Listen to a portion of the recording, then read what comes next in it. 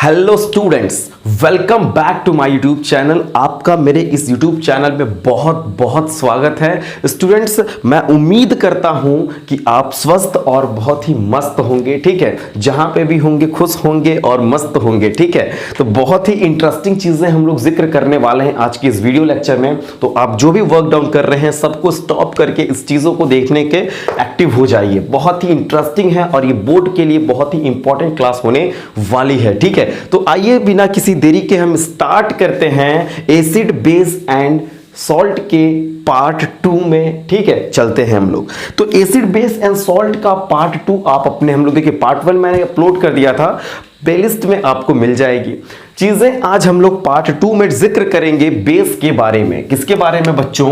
Base के बारे में आज हम लोग चर्चा करने वाले हैं। बहुत ही इंटरेस्टिंग टॉपिक है ये बेस। ठीक है, बहुत ही इंटरेस्टिंग टॉपिक है ये बेस। तो सबसे पहले आप अपने कॉपी में हेडिंग डालेंगे बेस।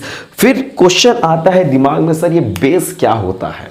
तो बेस क्या होता है, सबसे पहले मैं आपको बेस क्या होता है इस चीज का कंप्लीट नॉलेज देने से पहले मैं 2 लाइन बेस के बारे में बता देता हूं। जो चीजें स्वाद में कड़वी हों, है ना, the substance which have bitter in taste, दो substance which are bitter in taste is known as base बोल सकते हैं। ठीक है, ये बट ये आप सुटेबल नहीं होगा, क्लास 10th के स्टूडेंट होके बोलेंगे दो सब्सटेंस बीटर इन टेस्ट तो बेस होता है। वो तो होता ही है, बात सही है। ठीक है, लेकिन आप कुछ एडवांस लैंग्वेज का यूज करेंगे। बट आपको ये जानकारी होनी चाहिए कि जो चीजें स्वाद में कड़वी होती हैं वो बेस होती हैं। बोलो समझ में आ रहा है क्या बता रहा हूं? चलिए पॉइंट नंबर 2 में आपको यह पता होना चाहिए कि जो बेसेस होते हैं ना, ये जस्ट अपोजिट होते हैं एसिड के। अगर आपको एसिड आता है तो बेस में आपको कोई प्रॉब्लम नहीं होने वाला है, कोई डाउट भी नहीं होने वाला है। बट जब आपको एसिड के टॉपिक में थोड़ी मोड़ी प्रॉब्लम होगी तो बेस में भी थोड़ी मोड़ी प्रॉब्लम हो सकती है, अदरवाइज नहीं भी हो सकती है। ठीक है, माइंड आपका स्ट्रांग होगा ही।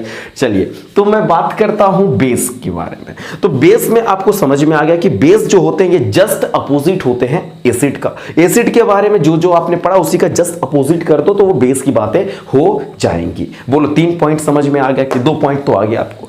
तीसरी पॉइंट की मैं अगर बात करूं तो बेस एक ऐसा केमिकल सब्सटेंस होता है जो एसिड को न्यूट्रलाइज कर देता है। तो base is a chemical substance which have property to neutralize an acid. Acid को न्यूट्रलाइज कौन कर सकता है? बेस कर सकता है। दिमाग में फिट कर लेंगे कि कौन सा ऐसा केमिकल सब्सटेंस है जो एसिड को न्यूट्रलाइज करता है। आपका स्टमक HCl रिलीज करता है। ठीक है, कभी कभी आपका स्टमक जब एक्सेस अमाउंट में HCl रिलीज कर देगा, आपका स्टमक जो है एक्सेस अमाउंट में हाइड्रोक्लोरिक एसिड रिलीज कर देगा तो आप बोलेंगे एसिडिटी हो गई है हमें। जब आप ये वर्ड बोलेंगे एसिडिटी हो गई है तो उस वक्त हम इनो का यूज करते हैं। इनो पीते हैं, गैसोफास्ट ले लेते हैं। ठीक है, जीरा फ्लेवर में आता है। उसको जब आप पिएंगे इनो को तो वो आप बेस ले रहे हैं। क्या ले रहे हो? बेस ले रहे हो। एंटासिड का यूज कर रहे हो, टैबलेट्स आती है, सिरप आती है, जो भी चीजें आप खा लो वो बेस ले रहे हो। आपके स्टमक में HCl पड़ा हुआ है, आपने बाहर से बेस ले लिया। जैसे ही एसिड और बेस आपस में आते हैं ये न्यूट्रलाइज हो जाते हैं। फिर आप कहते हो मेरा एसिडिटी क्या हो गया? मस्त हो गया। ठीक है, एसिडिटी क्या हो गई? ठीक हो गई। तो उसी तरीके से आपको पॉइंट नंबर 3 पता होना चाहिए कि एसिड बेसिस ऐसे केमिकल सब्सटेंस हैं, they have property to neutralize an acid. Note कर लीजिए कॉपी पे। Bases are those chemical substance which have property to neutralize an acid. बोलो समझ में आ गया? 3 पॉइंट। नहीं समझ में आता तो भी बताया करो कमेंट बॉक्स में। ठीक है, चलो कुछ जितने भी मेटल ऑक्साइड और मेटल हाइड्रोक्साइड है ये चीजें मैं नोट करता हूं यहां पे। Metal oxide and metal hydroxide, metal oxide and metal hydroxides जो होते हैं बच्चों, ये सारे के सारे क्या होते हैं? बेस होते हैं। जब मैं बेस के कुछ एग्जाम्पल की बात करूंगा तो कहिएगा सर जो भी मेटल ऑक्साइड और जो भी मेटल हाइड्रोक्साइड है these all are the bases. For example sodium hydroxide, magnesium hydroxide. क्या बोलेंगे बच्चों? Sodium hydroxide. बोलिए sodium hydroxide. Comma magnesium hydroxide, बोलो समझ में आ रहा है, ठीक है, कॉमा कैल्शियम हाइड्रोक्साइड। इस तरीके से बहुत से मेटल्स लगा के हम हाइड्रोक्साइड का यूज कर दें तो वो बच्चों क्या बन जाएगा, बताइए, बेस बन जाएगा। उस तरीके से अगर मेटल ऑक्साइड की मैं बात करूं तो sodium oxide is a base, sodium oxide is a base. कभी कभी आपको ये पता हो, देखिए आपको ये माइंड में पता होना चाहिए, अगर मेटल ऑक्साइड है ना, मेटल ऑक्साइड है तो वो बेस है। मेटल हाइड्रोक्साइड है, मेटल हाइड्रोक्साइड, ये है metal, sodium metal, magnesium metal, calcium metal, उसके साथ हाइड्रोक्साइड लगा हुआ है, OH बच्चों हाइड्रोक्साइड का फॉर्मूला होता है, ठीक है। अगर मेटल के साथ हाइड्रोक्साइड लगा हुआ हो और ऑक्साइड लगा हुआ हो तो वो बेस होते हैं। क्या होते हैं, बेस होते हैं। बोलो कोई डाउट यहां तक, ठीक है। कुछ एग्जाम्पल मैं बोर्ड पे लिख दिया हूं, आप लोग अपने कॉपी पे नोट डाउन कर लीजिएगा। अगर कैल्शियम ऑक्साइड बोल दूं तो CaO हो जाएगा, कैल्शियम हाइड्रोक्साइड हो गया, मैग्नीशियम ऑक्साइड बोल दो तो MgO हो जाएगा। इस तरीके से बहुत से एग्जाम्पल होते हैं जो कि बोर्ड पे लिखा हुआ है, ठीक है। कुछ जो है आपके मेटल कार्बोनेट और मेटल हाइड्रोजन कार्बोनेट भी बेस होते हैं, ये भी माइंड में सेट कर लीजिएगा। जैसे for example Na2CO3 is a base, note कर लीजिए, Na2CO3 मेटल कार्बोनेट है, ये बेस है। NaHCO3 this is the sodium bicarbonate, ये क्या है बच्चों, सोडियम बाइकार्बोनेट या सोडियम हाइड्रोजन कार्बोनेट या बेकिंग सोडा बोल दो, ठीक है। ये सारे क्या हैं, बेस हैं। बेकिंग सोडा का पूरा हिस्ट्री पढ़ने वाले हैं हम लोग, ठीक है। इस चैप्टर में बेकिंग सोडा का पूरा हिस्ट्री मिल जाएगा आपको। फिलहाल की क्लास में आपको बेसिस के मैं कुछ एग्जांपल माइंड में डाल रहा हूं, ठीक है। तो जो मेटल ऑक्साइड होते हैं, जो मेटल हाइड्रोक्साइड होते हैं, ये सारे बेस होते हैं। मेटल के साथ कार्बोनेट लगा हुआ बच्चों तो ये भी बेस है आपका। मेटल हाइड्रोजन कार्बोनेट, ये भी क्या है आपका, बेस है। Sodium hydrogen carbonate is a base, बोलो कोई डाउट यहां तक, ठीक है। और एक एग्जांपल अगर आपको जानना चाहते हो तो लिख सकते हो ammonium hydroxide NH4OH, this is the also base. Ammonium hydroxide क्या है बच्चों, बेस है। क्या है ये, बेस है, ठीक है। बोलो यहां तक कोई डाउट, बोलो समझ में आ रहा है क्या चीजें मैं पूछ रहा हूं। अगर कमेंट बॉक्स में अगर आप लोग को कोई भी डाउट होता है तो आप पूछ सकते हो, ठीक है, पूछ सकते हो, ठीक है। चलिए आगे की क्लास में स्टार्ट करता हूं, ठीक है। आगे की क्लास, मेरी आगे की टॉपिक जो है बच्चों, ये एल्कलीज एक वर्ड आया हुआ है, ठीक है। इसके बाद एक कॉन्सेप्ट में एल्कलीज एक वर्ड आ गया है। क्या आ गया बच्चों, एल्कलीज, क्या है टॉपिक, एल्कलीज टॉपिक आ गया है, ठीक है। टॉपिक का नाम क्या है बच्चों, एल्कलीज टॉपिक का नाम है, ठीक है। तो सबसे पहले एल्कलीज होते क्या है ये समझ लीजिए आप लोग। ऐसे बेस जो पानी में सॉल्युबल हो, those base which are soluble in water, those base which are soluble in water are known as alkalis. Note down करते हुए चलिए, एल्कलीज के सामने लिखिए those base which are soluble in water, जो बेस पानी में घुलते हैं ना, जो घुल सकते हैं ना, उसी को एल्कलीज बोलते हैं।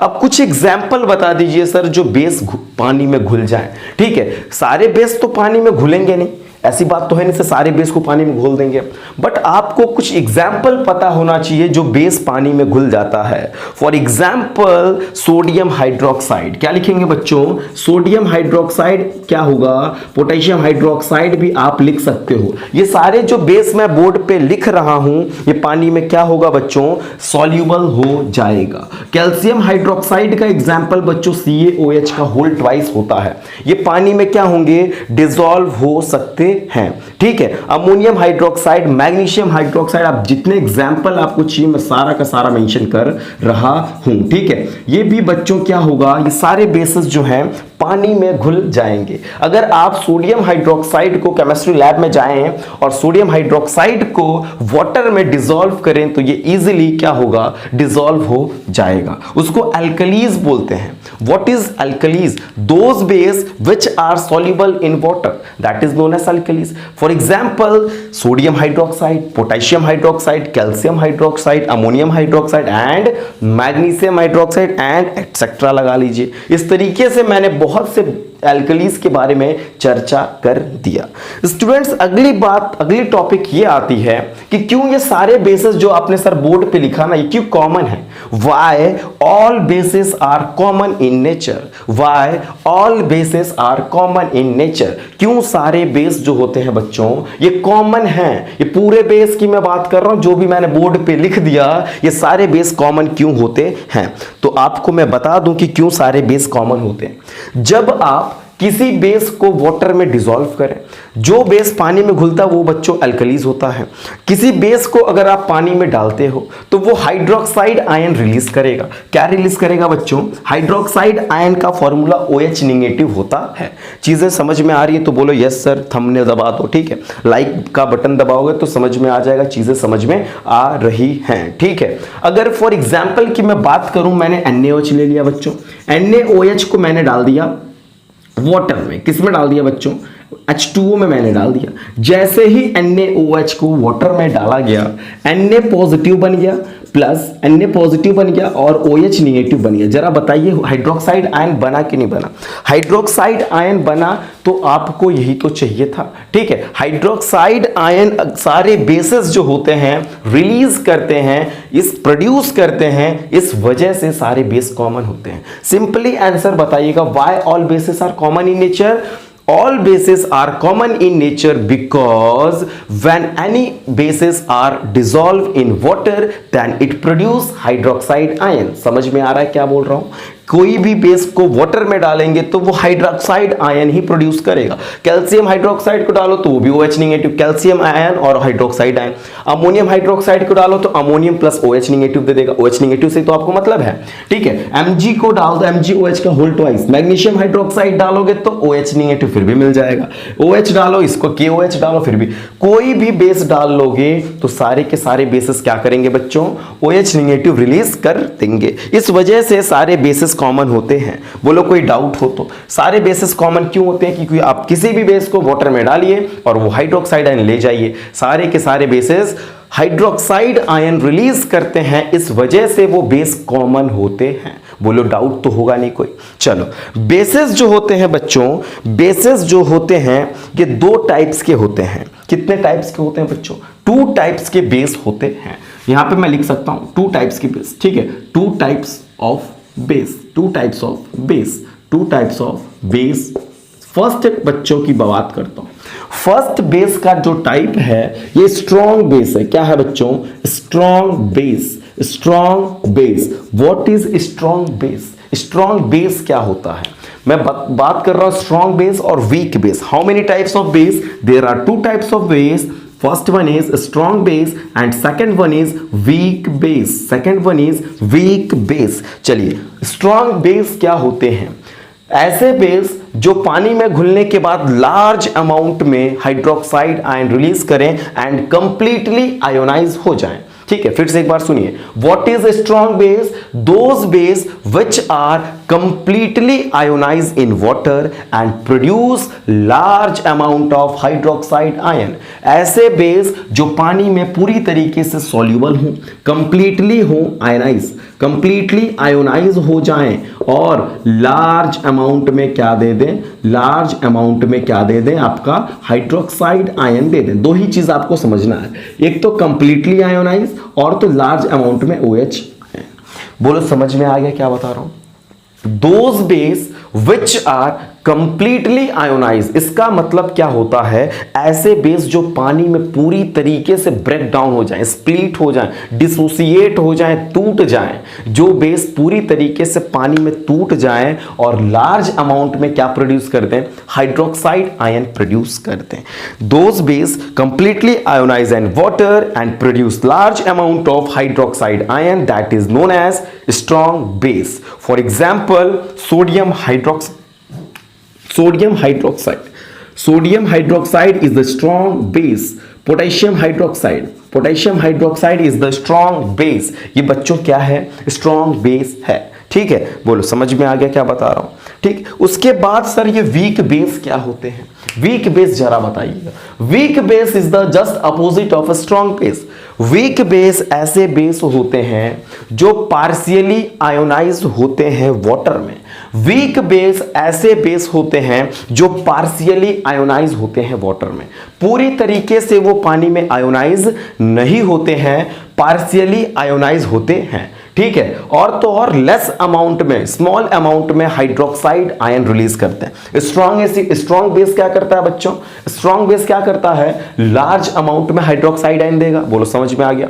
वीक बेस क्या करेगा? स्मॉल अमाउंट में हाइड्रोक्साइड आयन देगा, और तो और पार्शियली आयनाइज भी होता है, पूरी तरीके से ब्रेक डाउन, पूरी तरीके से स्प्लिट, पूरी तरीके से डिसोसिएट नहीं होता है, पूरी तरीके से आपका ये डिसोसिएट नहीं होता है, पार्शियली आयोनाइज होता है। और तो और आयोनाइज का मतलब बच्चों ब्रेक डाउन होना, स्प्लिट होना, आयंस में टूट जाना को ही आयोनाइज कहते हैं। बोलो समझ में आ रहा है? चलो, वीक बेस क्या होते हैं? Those base which are partially ionized in water and produce very less amount of hydroxide ion, that is known as weak base. That is known as weak base. For example, calcium hydroxide. Calcium hydroxide is the weak base. Ammonium hydroxide is also weak base. बच्चों ये दो example मैंने board पे लिख दिया, अगर आपको और एग्जाम्पल पता हो तो आप उसको भी क्या करेंगे, मैं आपको देता हूं होम एक्टिविटी। इसको आप देखिए, 3 एग्जाम्पल हो गया।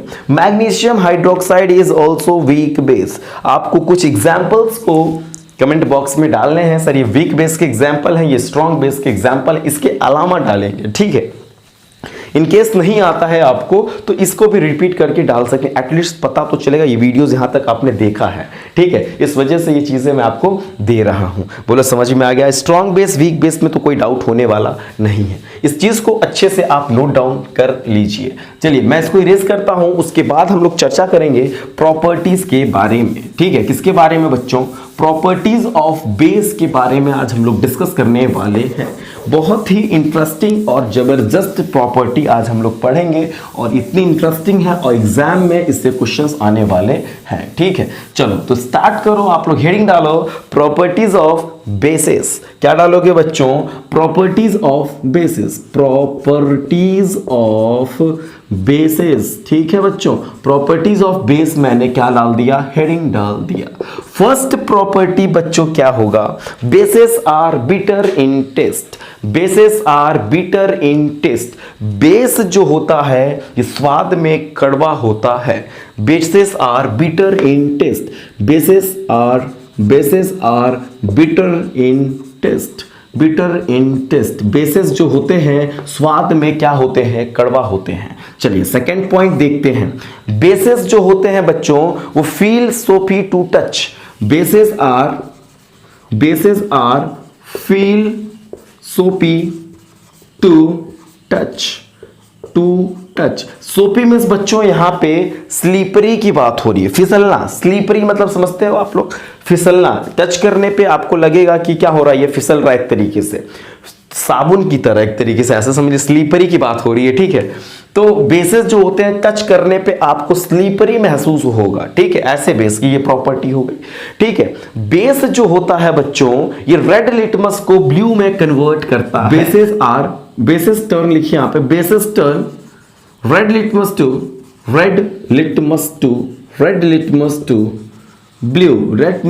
To blue. रेड कलर के लिटमस पेपर को बच्चों ये ब्लू कलर में कन्वर्ट करता है। Bases turn red litmus to blue.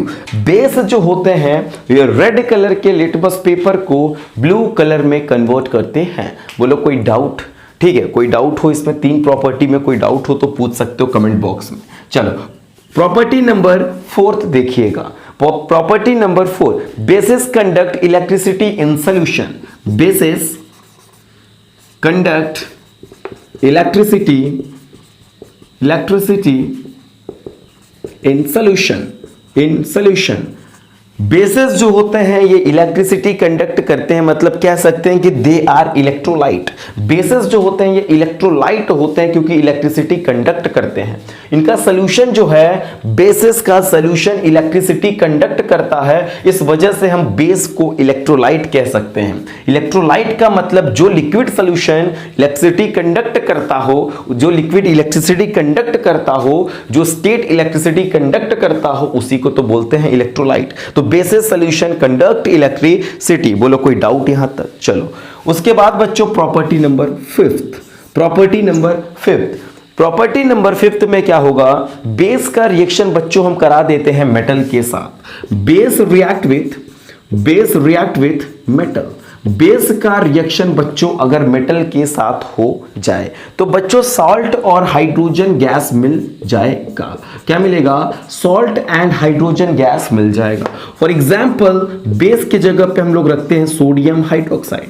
Base के जगह पे बच्चों मैंने रख दिया सोडियम हाइड्रोक्साइड, मेटल मैंने ले लिया Zn, और मुझे पता है बच्चों पहले की हाइड्रोजन रिलीज करना है क्योंकि फॉर्मूले के अकॉर्डिंग हम लोग चलेंगे। ठीक है, बेस का रिएक्शन हमने कराया मेटल के साथ, मतलब NaOH का Zn के साथ करा, हाइड्रोजन रिलीज होना ही है, उसको निकाल दीजिए।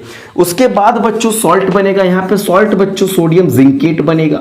Na2ZnO2 फॉर्मूला होता है। ठीक है, सोडियम जिंकेट का बच्चों फॉर्मूला Na2ZnO2 होता है। मैंने फॉर्मूला का वीडियो डाला था, उसमें आपको मैंने जिंकेट आयन का फॉर्मूला बताया था ZnO2-2, और सोडियम की होती है वैलेंसी +1, जिंकेट का -2। इस तरीके से क्रॉस मल्टीप्लाई करेंगे तो Na2ZnO2 बन जाएगा। वही चीज मैं यहां पे लिख रहा हूं। ये चीजें लर्न नहीं करनी है आपको। जो मेरी फॉर्मूले की जो वीडियोस अगर आप देख लें तो मैक्सिमम फॉर्मूले आप खुद ब खुद बना लेंगे। देखिए सोडियम जिंकेट का फॉर्मूला मैंने यहां पर बना के दिखा दिया। तो बच्चों ये फिफ्थ प्रॉपर्टी यही बोलता है कि अगर किसी बेस का रिएक्शन मेटल के साथ करा दें तो सॉल्ट और हाइड्रोजन गैस मिल जाएगा। इसका नाम है बच्चों सोडियम जिंकेट। एक तरीके से तो ये सॉल्ट है, पहली बात। ठीक है, इसका नाम अगर आप जानना चाहें तो ये नाम है बच्चों सोडियम जिंकेट। Sodium zincate. ठीक है, मैंने लिख दिया है, अगर आप लिखना चाहें तो लिख सकते हैं। These are the salt. Sodium zincate क्या होता है बच्चों? ये सॉल्ट होता है। ठीक है, नोट डाउन कर लीजिएगा इसे। उसके बाद मैं प्रॉपर्टी नंबर 6 की बात करता हूं। प्रॉपर्टी नंबर 6 क्या कहता है ये समझ लीजिए। When acid react with base, देखो जिसकी प्रॉपर्टी पढ़ते हो ना उसका रिएक्शन होता है। अगर हम बेस की प्रॉपर्टी पढ़ रहे हैं बच्चों तो बेस का रिएक्शन होने वाला है, तो बेस का रिएक्शन करा दीजिए एसिड के साथ। Base react with acid, base react with acid, then form, इसको इरेज कर देता हूं एक सेकंड। ठीक है, देन फॉर्म सॉल्ट एंड। आपको पता होना चाहिए कि जब कभी बेस का रिएक्शन एसिड के साथ होता है तो क्या बनता है बच्चों? सॉल्ट एंड वाटर का फॉर्मेशन होता है। ये मैंने एसिड की प्रॉपर्टी में जब पढ़ा रहा था तो उसमें भी मैंने बताया था ये न्यूट्रलाइजेशन रिएक्शन है। ये क्या है बच्चों? Neutralization reaction. ये आपको पता होना चाहिए। कोई भी बेस किसी भी एसिड के साथ अगर रिएक्शन करता है तो सॉल्ट और वाटर का फॉर्मेशन करता है। चलो बेस के जगह पे बच्चों हम लोग ले लेते हैं NaOH। क्या लेंगे बच्चों? NaOH। इसके जगह एसिड के जगह हम लोग ले लेते हैं हाइड्रोक्लोरिक एसिड। H2O तो बच्चों रिलीज हो जाएगा। इसमें देखो कैसे रिलीज होता है ये बता देता हूं। Na बच्चों पॉजिटिव में ब्रेक डाउन, OH निगेटिव में ब्रेक डाउन, H जो होता है पॉजिटिव में, Cl निगेटिव में। इस निगेटिव वाले का इस पॉजिटिव के साथ करेंगे तो NaCl बना देंगे। यहाँ पे क्या बन जाएगा बच्चों? NaCl। इस पॉजिटिव का इस निगेटिव के साथ तो H पॉजिटिव OH निगेटिव बच्चों क्या हो जाएगा? H2O हो जाएगा। इस तरीके से देखिए हमने सॉल्ट एंड वाटर का फॉर्मेशन कर दिया। तो जब कभी इस रिएक्शन को बच्चों न्यूट्रलाइजेशन रिएक्शन भी बोलते हैं। Those reaction in which acid react with base then form salt and water, this reaction is known as neutralization reaction. This reaction is known as neutralization reaction. इस रिएक्शन को क्या बोलते हैं बच्चों? न्यूट्रलाइजेशन रिएक्शन बोलते हैं। समझ में आ गया क्या मैं बताना चाहता हूं? चलिए उसके बाद में अगर बात करूं लास्ट प्रॉपर्टी की, प्रॉपर्टी नंबर 7, तो वो भी देख लेते हैं हम लोग। ठीक है, प्रॉपर्टी नंबर 7, बेस की प्रॉपर्टी पढ़ रहे हो बच्चों तो बेस का ही रिएक्शन होगा। इस चीज को आप नोट डाउन कर लीजिए। इस बार बच्चों हम बेस का रिएक्शन कराते हैं नॉन मेटल ऑक्साइड के साथ। किसके साथ? Non metal non metal oxide के साथ करा देते हैं। जब बेस का रिएक्शन नॉन मेटल ऑक्साइड के साथ होगा तो बच्चों सॉल्ट और वाटर बन जाएगा। क्या बन जाएगा? सॉल्ट एंड वाटर बन जाएगा। बेस की जगह पे बच्चों आप जो चाहो वो बेस रख सकते हो। मैं बेस ले लेता हूं बच्चों कैल्शियम हाइड्रोक्साइड का फॉर्मूला CaOH का होल ट्वाइस। नॉन मेटल में ले लेता हूं कार्बन और ऑक्साइड तो रहेगा, तो कार्बन और ऑक्सीजन से फॉर्मूला बच्चों CO2 का बन जाएगा। जैसे ही ये तैयार होगा तो H2O तो रिलीज करा दो।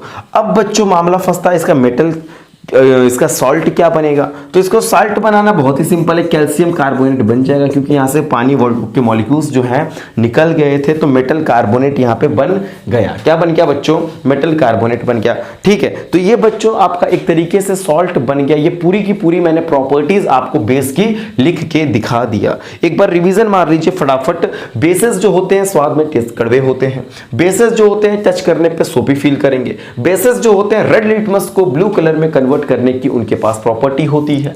बेसेस जो होते हैं, बेस सॉल्यूशंस जो होते हैं वो इलेक्ट्रिसिटी कंडक्ट करते हैं, इस वजह से इनको इलेक्ट्रोलाइट बोला जाता है। बेस का रिएक्शन अगर मेटल के साथ करा दें तो सॉल्ट और हाइड्रोजन गैस का फॉर्मेशन कर देगा। बच्चों बेस में मैंने ले लिया NaOH, मेटल की जगह जिंक ले लिया, सोडियम जिंकेट बन गया Na2ZnO2 और हाइड्रोजन गैस रिलीज हो गया। ठीक है, एसिड रिएक्ट विद बेस करा दीजिए, प्रॉपर्टी नंबर 6 है, तो सॉल्ट और वाटर का फॉर्मेशन होगा। बेस की जगह बच्चों सोडियम हाइड्रोक्साइड, एसिड बच्चों आपका HCl हो गया। जैसे ही रिएक्शन करेंगे तुरंत सॉल्ट और वाटर मिल जाएगा। ठीक है, उस तरीके से लास्ट प्रॉपर्टी देखिए, बेस का रिएक्शन बच्चों नॉन मेटल ऑक्साइड के साथ करा देते हैं। फॉर्मूले के अकॉर्डिंग सॉल्ट और वाटर मिल जाएगा। बेस के जगह पे बच्चों कैल्शियम हाइड्रोक्साइड हो गया।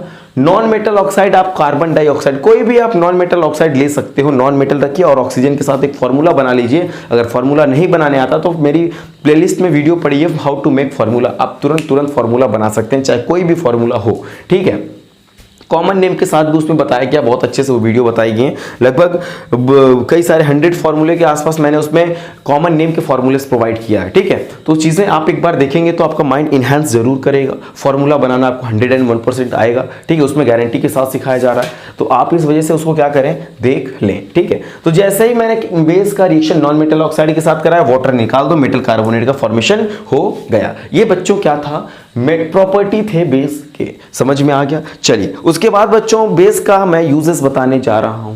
तो बेस के यूज कहां करते हैं ये चीजें आपको पता होना चाहिए। फर्स्ट बेस का यूज जो है बच्चों, मैं एक बेस ले लेता हूं सोडियम हाइड्रोक्साइड। एक बेस हम ले लेते हैं सोडियम हाइड्रोक्साइड, इसको मैं इरेज कर रहा हूं। ठीक है, एक बेस मैं ले लेता हूं सोडियम हाइड्रोक्साइड। सोडियम हाइड्रोक्साइड का यूजेस बच्चों सोप पेपर बनाने में यूज करते हैं। Sodium hydroxide is a base which is used for making soap and paper. Sodium hydroxide is a base which is used for making, यहाँ पे लिख लीजिए uses. Sodium hydroxide is a base which is used for making soap and paper. SOAP, soap and paper.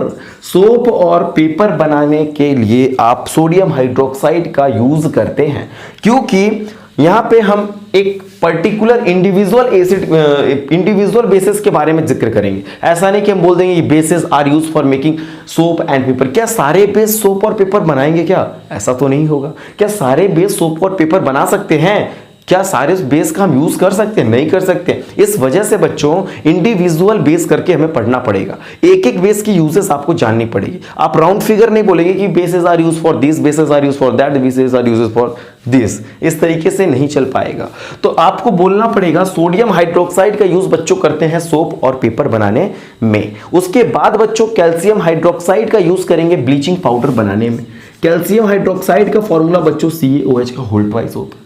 Bleaching powder बनाते वक्त हम लोग किसका use करेंगे, इसकी मैं पूरी हिस्ट्री पढ़ाने वाला हूं। ब्लीचिंग पाउडर की मैं पूरी हिस्ट्री पढ़ाने वाला हूं।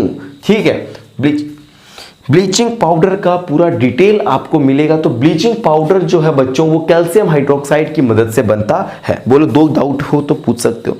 मैग्नीशियम हाइड्रोक्साइड बच्चों एक बेस है। मैग्नीशियम हाइड्रोक्साइड क्या है बच्चों, बेस है।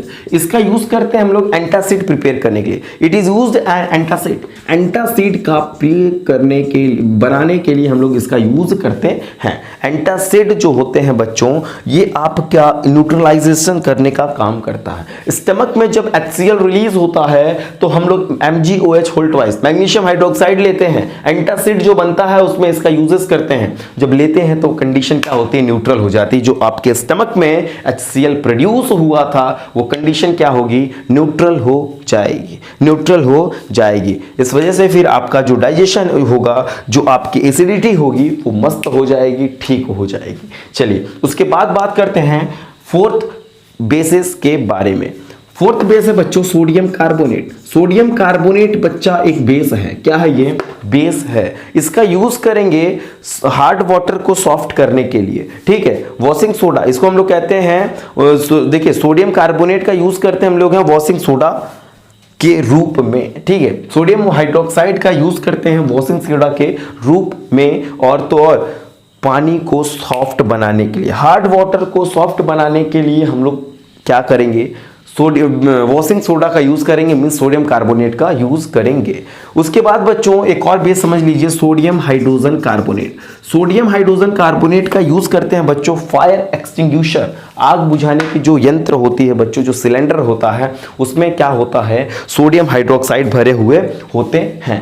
उसके बाद बच्चों इसका यूज हम लोग कर सकते हैं बेकिंग पाउडर, मतलब एक तरीके से जो केक वगैरह जो होते हैं ना, ब्रेड केक, उसमें डालते हैं। ये खाने वाले सोडे की मैं बात करूं, ये भी बेस है बच्चा, ठीक है। इस तरीके से मैंने धीरे धीरे बहुत सारे यूजेस भी आपको बता दिया, तो एक बार आप इसको फिर से देख लीजिएगा, ठीक है। कोई डाउट होता है तो आप क्या कर सकते हैं, पूछ सकते हैं, ठीक है। कोई भी डाउट अगर आपको होगा तो आप पूछ सकते हैं। उसके बाद बच्चों एक छोटी सी टॉपिक है पीएच स्केल के बारे में, बहुत ही इंटरेस्टिंग टॉपिक है पीएच स्केल।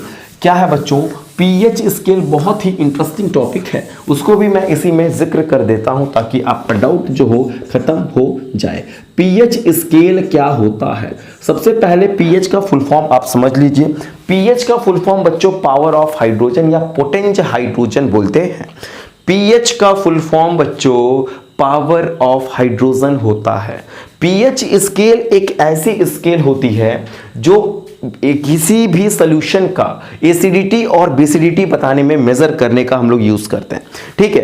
कोई भी आपके पास क्या हो, एसिड हो या बेस हो, कोई भी एसिड हो या बेस हो, पीएच स्केल की मदद से उसकी स्ट्रेंथ की पता लगाया जा सकता है कि तुम कितने मजबूत हो और कितने कमजोर हो, वो तुम पीएच स्केल से उसका पता लगाया जा सकता है। आपको मैंने बहुत सारे एसिड दे दिया, बहुत सारा बेस दे दिया, अब आप में उसमें डाउट होगा कि भाई कौन सा एसिड तगड़ा है, कौन सा एसिड तगड़ा नहीं है, मतलब कौन सा एसिड स्ट्रांग है और कौन सा एसिड वीक है, उसकी जानकारी हमें कौन देगा, तो वीक तो आपको पीएच स्केल देगा।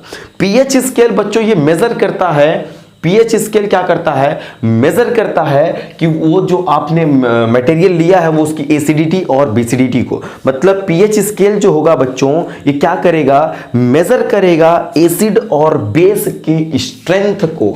लिख लीजिएगा कॉपी पे, pH scale measure the strength of acid और base. pH scale measure the strength of acid and base। Acid और बेस की स्ट्रेंथ को मेजर कौन करता है, pH स्केल करता है। बच्चों pH स्केल जो होते हैं ये नंबरिंग फ्रॉम 1 to 14 होते हैं, 1 2 3 4 5 6 7 8 9 10 11 12। उसके बाद बच्चों यहाँ पर भी मैं लिख देता हूँ 13 and 14। बोलो लिख दिया मैंने। बच्चों जो ये pH 1 to pH 6 होगा ये एसिडिक होगा। क्या होगा, एसिडिक होता है। pH 1 से 6 तक का मामला जो होगा ये एसिडिक होगा। जो pH 7 का मामला होता है बच्चों वो न्यूट्रल होता है, ना तो एसिड होगा ना ही क्या होगा, बेस होगा। अगर किसी सॉल्यूशन का pH 7 है ना, किसी सॉल्यूशन का pH क्या हो बच्चों 7 हो, तो ना तो वो एसिड ना तो वो base, that solution is neutral, that solution is neutral. वो सॉल्यूशन बच्चों क्या होगा, न्यूट्रल हो जाएगा। लेकिन अगर उसकी pH जो हो बच्चों 8 to 14 हो, 8 से 14 के बीच में अगर उसकी pH वैल्यू होती है तो बच्चों वो बेसिक होगा नेचर में। क्या होगा, बेसिक नेचर का होगा। किस नेचर का होगा बच्चों? बेसिक नेचर होगा। अगर 1 to 6 है तो एसिडिक नेचर होगा। बोलो 3 चीज समझ में आ गई। सर पीएच स्केल पे नंबरिंग होती है बच्चा, ठीक है, पीएच स्केल पे बच्चों क्या होती है? नंबरिंग होती है from 0 to 14। From 1 to 6 acidic होगा एंड 7 जो होगा न्यूट्रल होगा। तो पीएच ऑफ सोल्यूशन, अगर किसी भी सोल्यूशन का पीएच 7 हो तो वो सोल्यूशन जो होगा न्यूट्रल होगा, ना तो एसिड ना तो बेस। उस तरीके से अगर किसी सोल्यूशन का पीएच 8 to 14 हो तो वो बच्चों क्या होगा? बेसिक हो जाएगा। क्या हो जाएगा? बेसिक हो जाएगा। बोलो समझ में आ रहा है? कोई डाउट तो होगा नहीं आता। उसके बाद आपको मैं बताता हूं, अगर बच्चों किसी भी सोल्यूशन का 1 से लगभग 3 से थोड़ा सा ज्यादा हो, ठीक है, 1 पीएच से लेके 2 पीएच, जिसका भी जिस सोल्यूशन का पीएच 1 हो, 2 हो, 3 हो, 4 तक तो छोड़िए, 3 तक लेके चलिए, ये बच्चों स्ट्रॉन्ग एसिड होगा। क्या होगा? Strong acid. बोलो समझ में आ रहा है क्या लिख रहा हूं? अगर 1 पीएच वाला कोई सोल्यूशन है तो स्ट्रॉन्ग है, 2 है तो भी स्ट्रॉन्ग है, 3 है तो भी। जैसे जैसे इधर आएंगे ना, एसिडिटी जो स्ट्रेंथ होगी वो घटती जाएगी।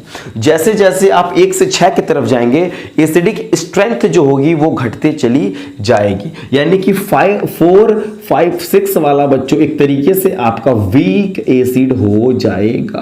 बोलो समझ में आ रहा है? अगर किसी सोल्यूशन का पीएच 5 है तो वो बच्चों वीक एसिड होगा।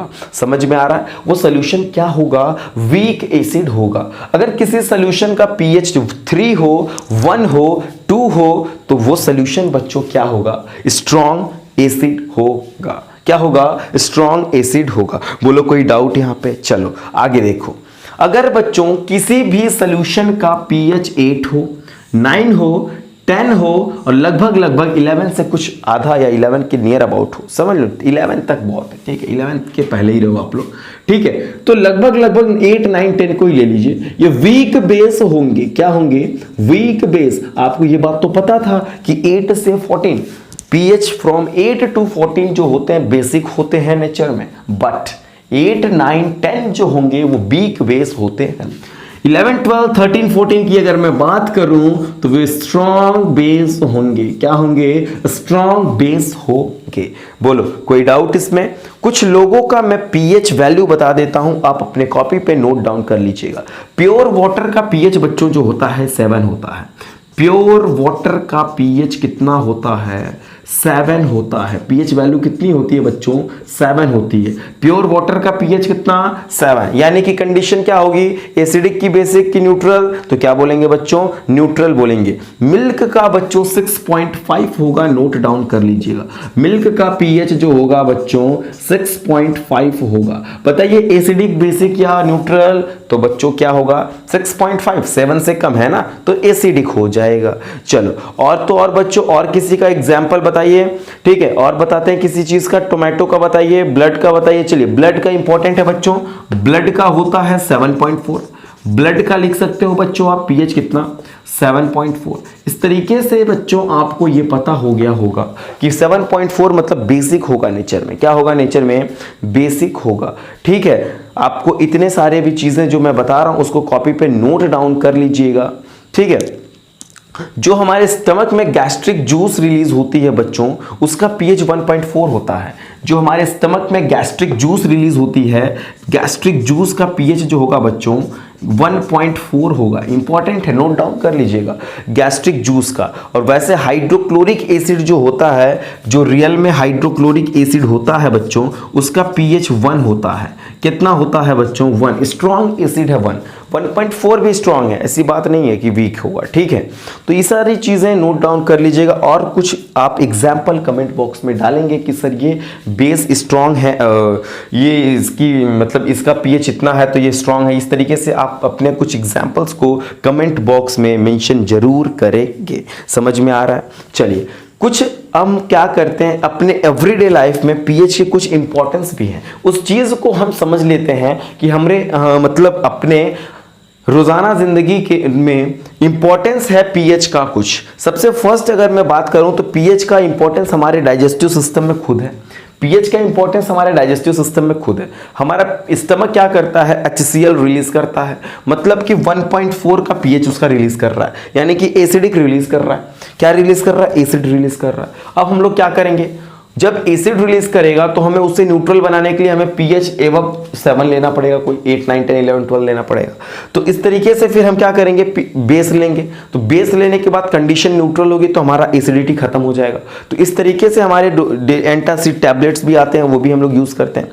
पीएच की वजह से दांत वगैरह भी डी के सड़ सकते हैं। अगर आपके माउथ का पीएच बच्चों 5.5 से नीचे हो जाए तो माउथ जो होती है कैविटी होल होने लगेगा, फिर दांत आपके क्या होने लगेंगे, सड़ने होंगे, क्योंकि मोर एसिडिक होगा, मोर एसिडिक हो जाएगा। अगर आप कोलगेट, जो कोलगेट होता है बच्चों वो बेस होता है, अगर आप अपने दांतों पे कोलगेट बेस नहीं लगाएंगे तो वो दांत क्या होगा, सड़ जाएगा। तो इसी वजह से आपको 2-2 टाइम ब्रश करना होगा, अदरवाइज आपके दांत बहुत ही जल्दी क्या होंगे, सड़ जाएंगे। ठीक है, तो जो टूथ होता है उसका पीएच अगर 5.5 से नीचे गिर जाए तो वो दांत जो होंगे बच्चों सड़ने लगेंगे, डीके होने लगेंगे, धीरे धीरे सड़ के खत्म हो जाएंगे। ठीक है, इस तरीके से आपको क्या करना होगा, ये पीएच के कुछ इंपॉर्टेंस है। इस तरीके से बच्चों बहुत से इंपॉर्टेंस मैं बता देता हूँ। एक और इंपॉर्टेंस, कभी कभी आपको देखे होंगे मधुमक्खी वगैरह हाथ पे काट ले या कहीं काट ले तो वो आपके बॉडी में फॉर्मिक एसिड डाल देती है। अगर मधुमक्खी अगर हाथ पे काट लेती है बच्चों या माउथ पे कहीं पे भी, तो हमारे बॉडी में कौन सी एसिड इंजेक्ट करती है, तो बच्चों वो फॉर्मिक एसिड रिलीज करती है। ठीक है, फॉर्मिक एसिड डाल दिया। अब हम क्या करेंगे, ऊपर से कोई बेस लगा देते हैं, चूना वगैरह लगा देते हैं, तो बेस होता है वो लगाने के बाद रब करेंगे तो हमें रिलीफ मिलेगा। ठीक है, तो एक तरीके से उसका इंपॉर्टेंस है कि भाई हमने एसिड के ऊपर बेस लगा के क्या किया, उसे न्यूट्रल बना दिया। इस तरीके से हमने एक टॉपिक्स को कवरअप कर लिया, मतलब बेस की टॉपिक भी लगभग कवरअप हो गई। अगर अभी भी आपको कोई टॉपिक नहीं समझ में आती है बेस के अंदर, या कोई हेडिंग या कोई पॉइंट या कोई नंबर या कोई टर्म्स, तो आप चीज़ों को कमेंट बॉक्स में पूछ के फटाफट क्या कर सकते हैं, अपने डाउट क्वेरीज को सॉल्व करवा सकते हैं। मैं इसके लिए तैयार हूँ। ठीक है, तो आपका मैं चीज़ों को जो भी बताना होगा मैं सारी चीज़ें एक्सप्लेन कर दिया हूँ। अगली वीडियो में बच्चों मैं सॉल्ट के बारे में जिक्र करूंगा। तो इस वीडियो में बस आज के लिए इतना ही है। ठीक है, नेक्स्ट वीडियो में मैं आपको एक नए टॉपिक और एक नई वीडियो के साथ मिलूंगा जिसका नाम होगा सॉल्ट। ठीक है, तो इस चीज़ों को आप अच्छे से कॉपी पे मेंशन कर लीजिए। अगर वीडियोज़ अगर आपको अच्छी लगी हों तो लाइक सब्सक्राइब जरूर करें, अदरवाइज कोई ज़रूरत नहीं है। ठीक है, अगर अच्छी लगी हो तभी तो आपको पता चलेगा। मुझे लाइक करना ना भूलें, अगर अच्छी लगी, थोड़ा भी अच्छी लगी तो लाइक कर दीजिएगा। ठीक है, अगर आपको ज़रा सा भी ये वीडियोस अच्छी लगी हो तो लाइक करना ना भूलें। ठीक है, चलिए, thank you for watching this video.